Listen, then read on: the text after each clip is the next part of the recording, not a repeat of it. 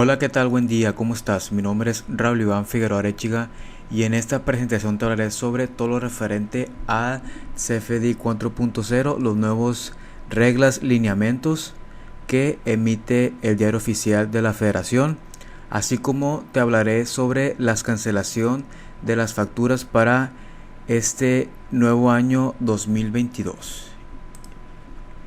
Los tres nuevos requisitos del comprobante fiscal digital por internet del CFDI entran en vigor a partir del 1 de enero de 2022, pero estarán plasmados únicamente en la versión 4.0 del comprobante, el cual, aunque ya está en vigor, su uso obligatorio inicia el 1 de mayo. Desde el 1 de enero hasta el 30 de abril de 2022, los contribuyentes podrán continuar emitiendo el CFDI versión 3.3 y los nuevos requisitos son que contenga el nombre del emisor, el nombre del receptor y el código postal del receptor. Incluir estos datos probablemente no sea tan problemático para las empresas, salvo tal vez por la necesidad de obtener los códigos postales de sus clientes. El problema representa con la nueva validación de estos dos campos por la manera en que está plasmada por la autoridad. Las nuevas validaciones, de acuerdo con la guía de llenado y de las reglas de validación del CFDI 4.0, las reglas para el registro del nombre son las siguientes.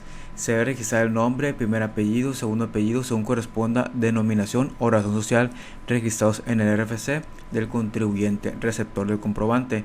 El nombre debe corresponder a la clave del RFC registrado en el campo RFC de este nodo. En caso de personas morales, se debe adicionar el régimen societario.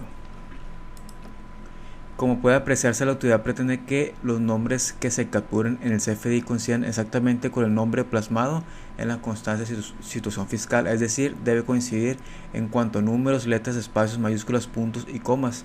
Esto es muy importante, que coincidan exactamente para poderlo hacer deducible la factura. Implicaciones prácticas: el nombre del emisor no resulta problemático, pues el propio emisor puede revisar su registro y plasmarlo exactamente de la misma manera. Sin embargo, para el caso del receptor, esta validación resulta caótica. Para el caso de empresas que son proveedoras de otras empresas, deberán incorporar a sus procedimientos administrativos y reglas de negocio la validación del nombre tal cual aparece en su constancia de situación fiscal.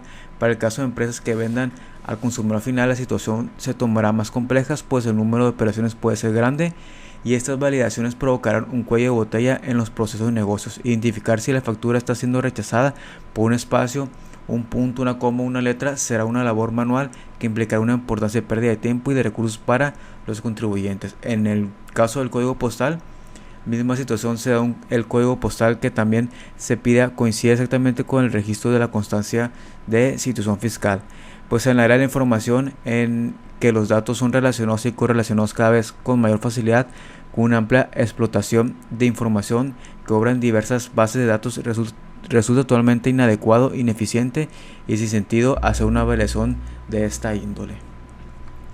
Si el RFC es una clave identificadora única que ya tiene asociado un nombre, un código postal, y es por demás inútil que se solicite la validación de estos dos datos asociados. Es una práctica que irá en contra de la agilización de los negocios y de la rapidez de las transacciones en México. La autoridad debe seriamente reconsiderar esta medida que resulta en altos costos tanto para las empresas como para la propia autoridad, al aumentar considerablemente el número de transacciones que estará recibiendo y validando en sus bases de datos y sistemas. En la versión 4.0 del comprobante fiscal digital por internet, se vuelve obligatorio que el nombre del receptor del comprobante coincida en puntos y comas con el que está registrado en el RFC. En la nota se comenta los problemas que esta medida tendrá en la práctica.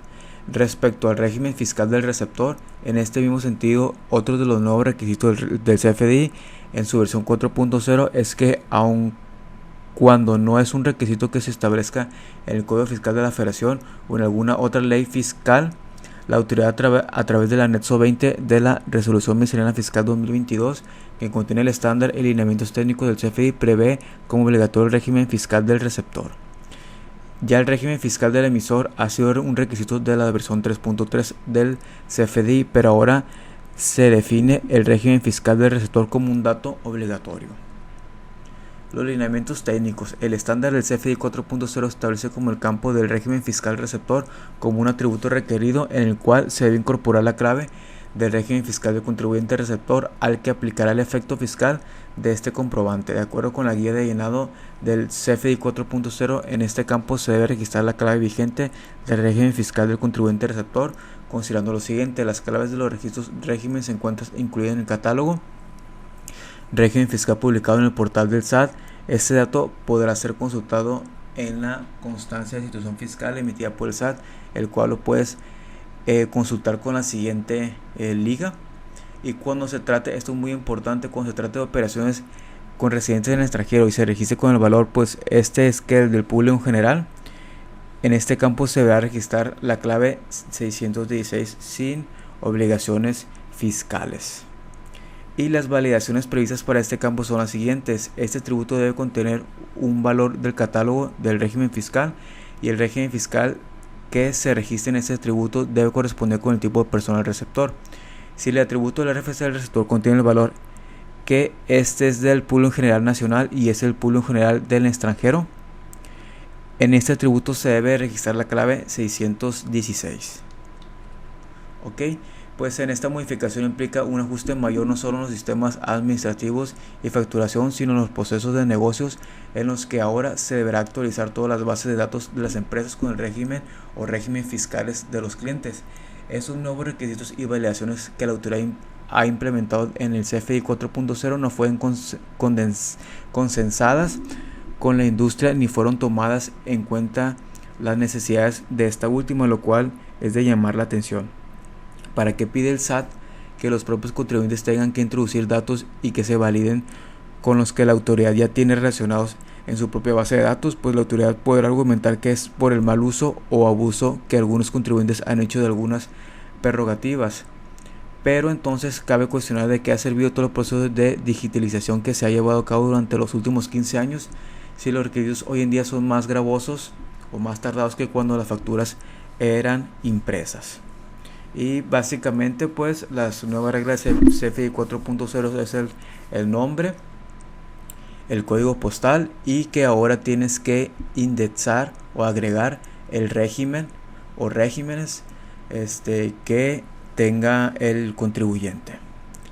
Hablando ya de las cancelaciones del CFDI, pues se amplía el plazo para cancelar los CFDI de acuerdo a la regla 2.7.1.47 para los efectos del artículo 29A, cuarto párrafo del Código Fiscal de la Federación. La cancelación de los CFDI se podrá efectuar a más tardar el 31 de enero del año siguiente a su expedición. Se precisa que esto no aplica a los CFDI globales emitidos por las personas físicas que tributan el reciclo 27 de diciembre de 2021. El 12 de noviembre de 2022 se publicó en el Diario Oficial de la Federación la reforma fiscal para el ejercicio 2022, en la cual se contemplan diversos cambios en materia de CFDI, siendo uno de los más relevantes la obligación por parte del contribuyente de indicar el motivo de cancelación de los comprobantes. La regla 2.7.1.34 de la Resolución Miscelánea Fiscal señala que el procedimiento de cancelación, del cual se resalta que el receptor del CFDI deberá aceptar la solicitud de cancelación mediante el portal del SAT, con algunas excepciones de la regla 2.7.1.35. Bajo esa premisa, los CFDI que se desean cancelar y por los cuales no se requiera de la aceptación por parte del receptor deberá seguir el siguiente esquema.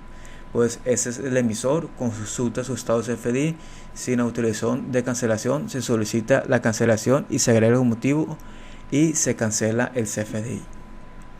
Ahora bien, cuando dicha operación se requiera la aceptación por parte del receptor, se seguirá lo siguiente: consultar el estado CFDI, cancelación con aceptación, solicita la cancelación indicando el motivo, se envía un mensaje de interés, recibe mensaje por buzón tributario indicando que tiene una solicitud que debe atender en el portal, y consulta las peticiones de cancelación. En espera de aceptación, el receptor acepta o rechaza la solicitud y pues se procede a la cancelación con autorización, solicitud rechazada y cancelación del plazo vencido. Ok, aquí es como se observa de forma genérica. El procedimiento similar es del ejercicio 2021, con la única modificación que para este año se necesita señalar el motivo de cancelación. Pues aquí está un ejemplo de folio fiscal. El motivo de cancelación, pues el comprobante emitido con errores con relación, comprobante emitido con errores sin relación, no se llevó a cabo la operación u operación nominativa relacionada en una factura global. Estas imágenes las obtuve de la página de la revista IDC. Atendiendo a las 4 razones para la cancelación del CFDI, estas aplican en los siguientes supuestos. El tipo de cancelación 01, comprobante emitido con errores con relación, pues el monto en el que se presenta cuando la factura generada contiene un error en la clave del producto, valor unitario, descuento o cualquier otro dato, por lo que se debe reexpedir. En este caso, primero se sustituye la factura y cuando se solicite la cancelación, se incorpora el folio de la factura que sustituye a la cancelada. El 02, comprobante emitido con errores sin relación, cuando la factura generada contiene un error en la clave del producto, valor unitario, descuento o cualquier otro dato y no se requiere relacionar con otra factura generada. El 03, no se llevó a cabo la operación cuando se facturó una operación que no se concreta.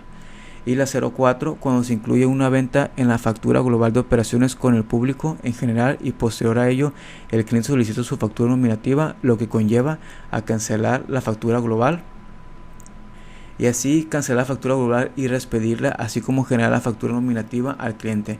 Cabe señalar que conforme a la reforma también deberá documentarse las cancelaciones respectivas y que solo se podrá realizarse en el ejercicio que se expida. Y bueno, por mi parte será todo. Espero haber sido claro y si tienes alguna duda házmelo saber en la barra de comentarios. Me despido, que tengas un excelente y bendecido día. Saludos cordiales.